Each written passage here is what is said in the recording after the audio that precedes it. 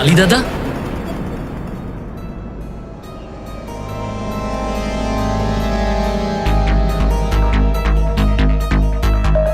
বালি দাদা, বালি দাদা,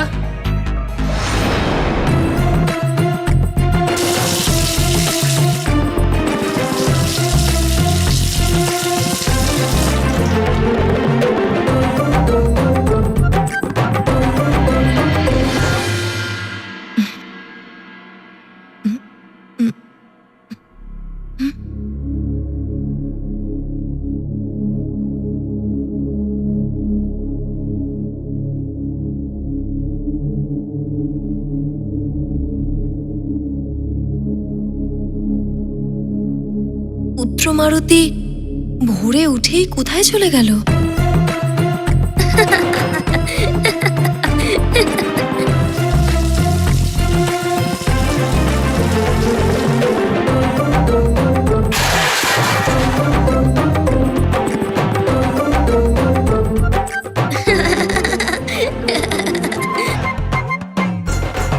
মারুতির হাসির শব্দ তো স্নান ঘর থেকে আসছে।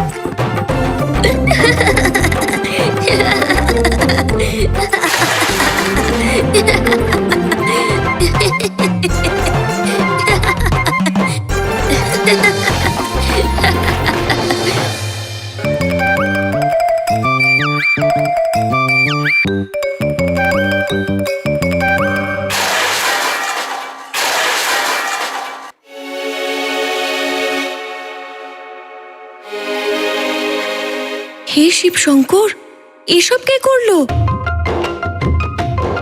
সুমেরু রাজ্যে আবার কোনো ভূমিকম্প হলো না তো, যেটা স্নান ঘরে এসেই চলে গেল?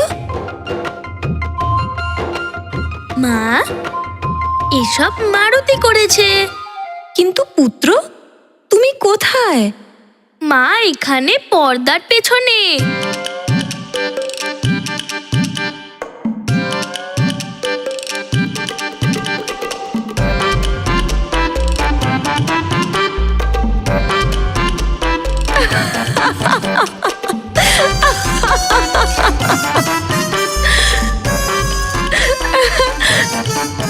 ভোরে উঠে নিজে স্নানও করে নিলে, কিন্তু এই তাড়াহুড়ো কি জন্য পুত্র?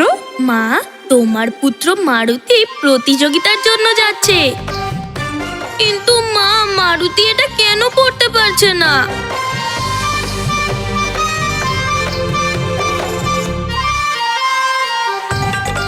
আমি পড়িয়ে দিচ্ছি।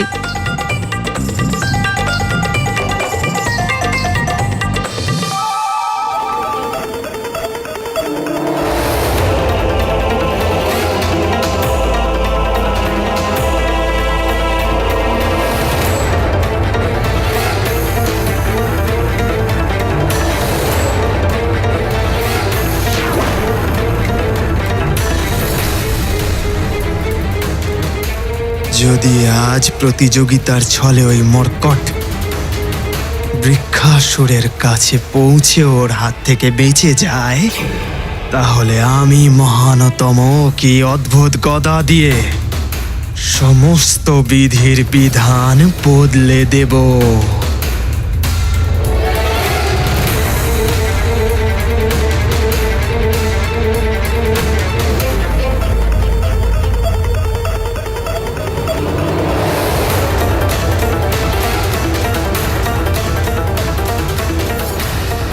তোমার দুঃখ হয় না যখন গুরুর জন্য পুষ্প তোলার জন্য তোমার মিত্ররা ওই মারুতির সাহায্য নেয়? তোমাকে ওই মারুতি নামক মর্কটকে ওর সঠিক স্থানে পৌঁছে দিতে হবে। এবার বুঝতে পেরেছি দাদা কেন পাঠশালায় গিয়েছিল। তার মানে দাদা মারুতির মিত্রকে মাধ্যম করে ওই নিষ্ঠুর রাক্ষস বৃক্ষাসুরের হাতে মারুতির হত্যা করতে চাইছে।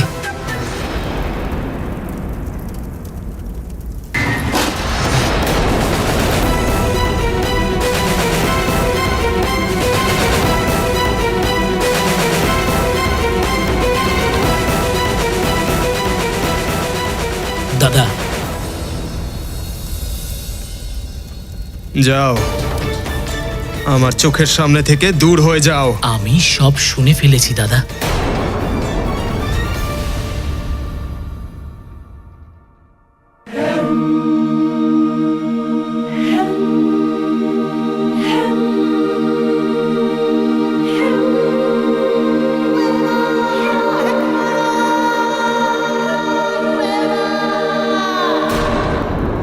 তুমি কি শুনেছো কি শোনোনি, আমার তাতে কিচ্ছু যায় আসে না।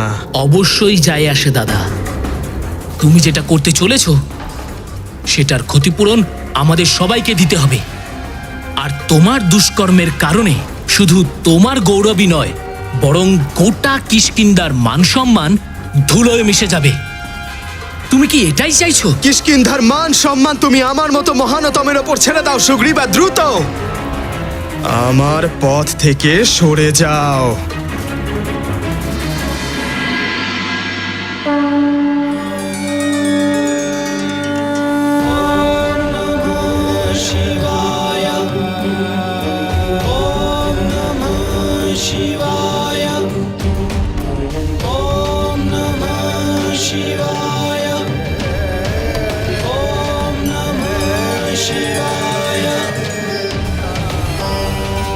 আজ আমার পুত্র বিজয়ী হবে।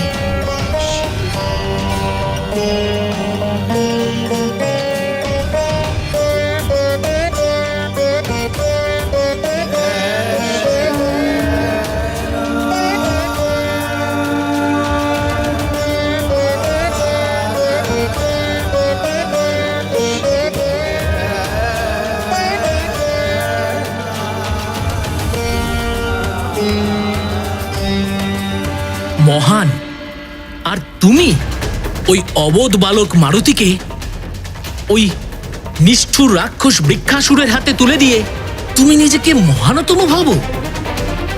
তুমি নিজের চিন্তা করো সুগ্রীব। আমি মহানতম কি করছি, কেন করছি, এসব থেকে তুমি যত দূরে থাকবে তাতে তোমারই ভালো হবে। ওই সরল আর নিষ্পাপ বালকের জন্য তোমার মনে এত ঘৃণা পোষণ করা তোমাকে কতটা নিচে নামিয়ে দিয়েছে দাদা। আর যখন তোমার এই নিচুতা গোটা সংসারের সামনে আসবে তখন তখন কি হবে? কখনো কি এইসব ব্যাপার নিয়ে তোমার ভেবে দেখার সময় হয়েছে? কেউ কিছু জানতে পারলে তবে তো কিছু হবে। তুমি যতই লুকিয়ে রাখার চেষ্টা করো, কিন্তু সত্যি একদিন না একদিন সবার সামনে আসবেই। তাহলে সবাইকে জানতে দাও যে আমার মতো মহানতমের সাথে শত্রুতা করলে এখানে কেউ সুরক্ষিত থাকতে পারবে না। कर्पूरगारं करुणावतारं संसारसारं भुजगेन्द्रहारं सदा वसन्तं हृदयारविन्दे भावं भवानी सहितं नमामि।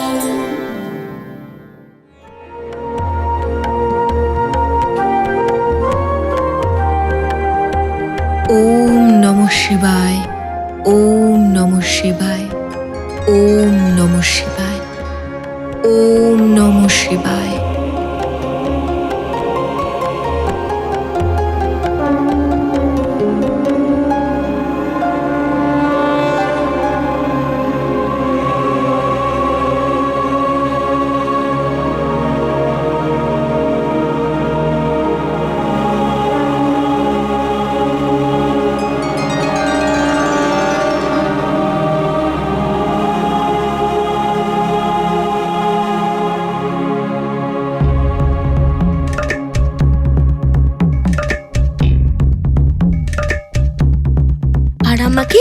শীঘ্রই যেতে হবে। মা,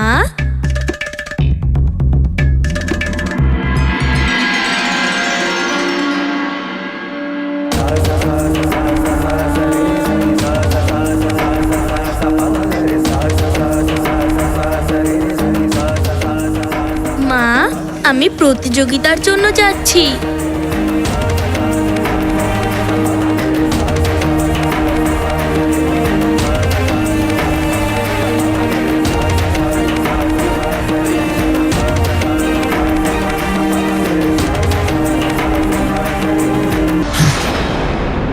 এখনো সময় আছে দাদা।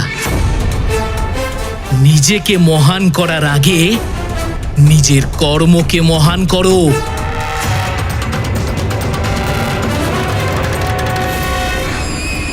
তুমি কি বলতে চাইছো সুগ্রীব? স্পষ্ট করে বলো।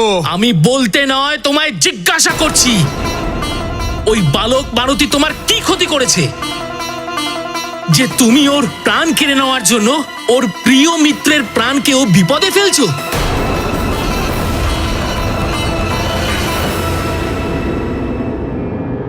তোমার কথাতে একটুও সততা নেই।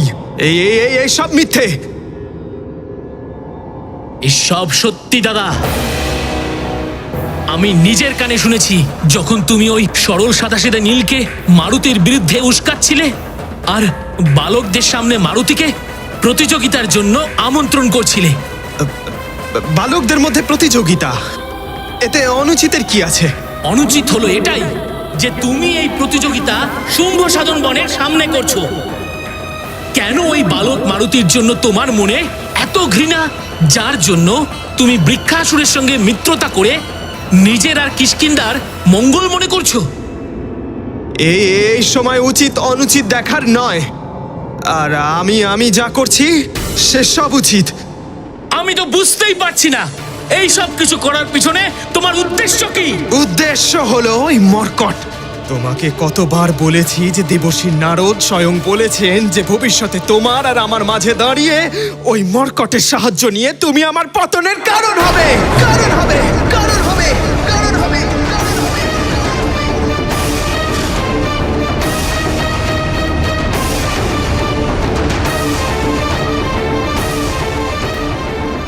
আমি কি বলে ফেললাম?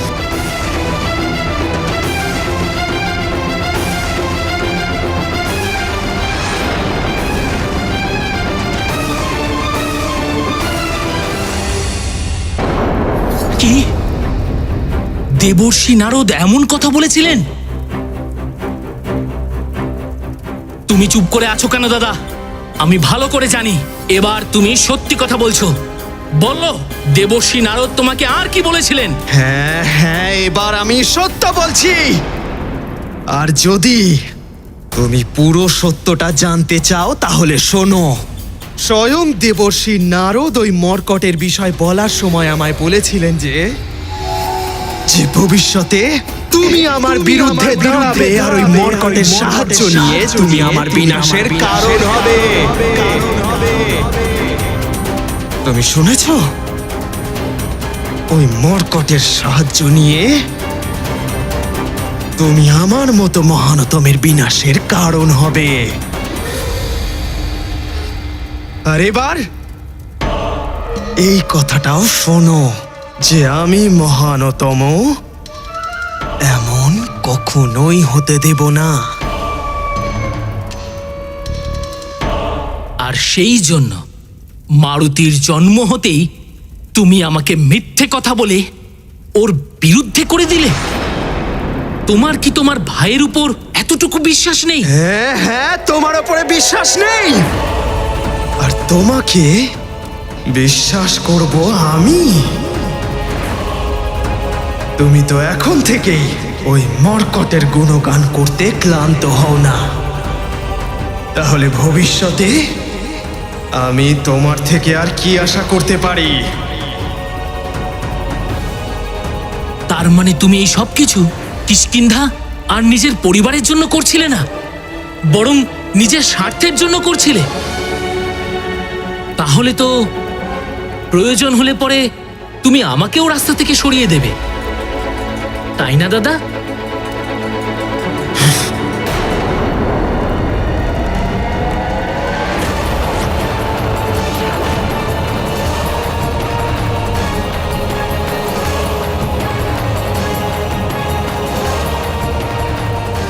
শুধু তুমিই নয়, যদি বিধাতাও আমার পথে বাধা দেওয়ার দুঃসাহস দেখায়, তাহলে আমি তাকেও আমার পথ থেকে সরিয়ে দেব। কিন্তু আমার লক্ষ্য পর্যন্ত না পৌঁছে আমি মহানতম বালি শান্তিতে বসবো না।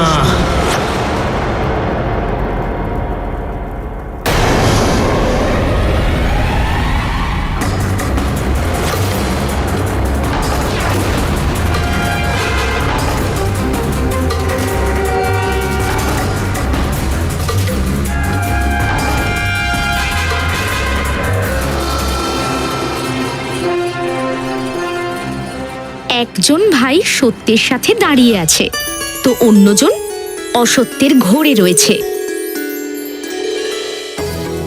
এমন মনে হচ্ছে যেন অমাবস্যার দিনে বৃক্ষাসুরের অধিক আসুরী শক্তি বালির মধ্যে সমাহিত ছিল।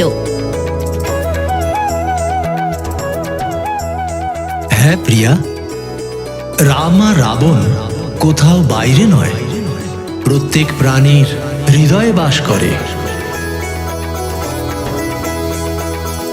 সুগ্রীব নিজের হৃদয়ে বাস করা রামের মহিমাকে সার্থক করতে সত্য আর ধর্মের পথে অগ্রসর ছিল। ও তো নিজের ভাই বালিকেও নিজের সাথে নিয়ে যাবার জন্য প্রাণপণ চেষ্টা করছিল, কিন্তু বালি রামের মহিমা অনুভব করতে পারল না। ও তো রাবণের আসরিক শক্তিকেই আপন করা উচিত ভেবেছিল। এই জন্য বালির পা সত্য, ধর্ম আর সদ্বুদ্ধির পথ সরে গিয়েছিল। আমার মতো মহানতম কখনো থেমে যাওয়া শেখেইনি। দাদা,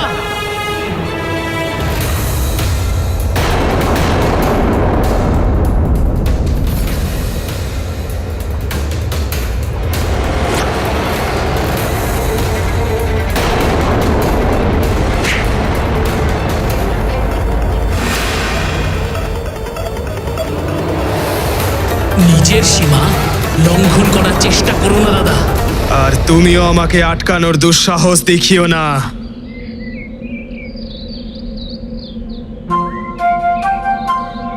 আমি বললাম তুমি আমায় আটকানোর দুঃসাহস করো না।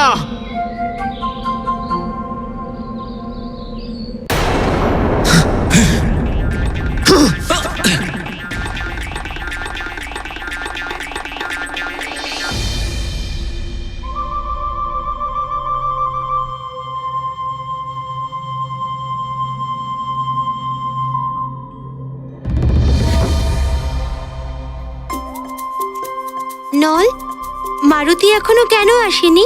আমিও তো সেটাই ভাবছি মিত্র। আমাকে দ্রুত পুরনো পাঠশালায় পৌঁছতে হবে, কোথাও বিলম্ব না হয়ে যায়।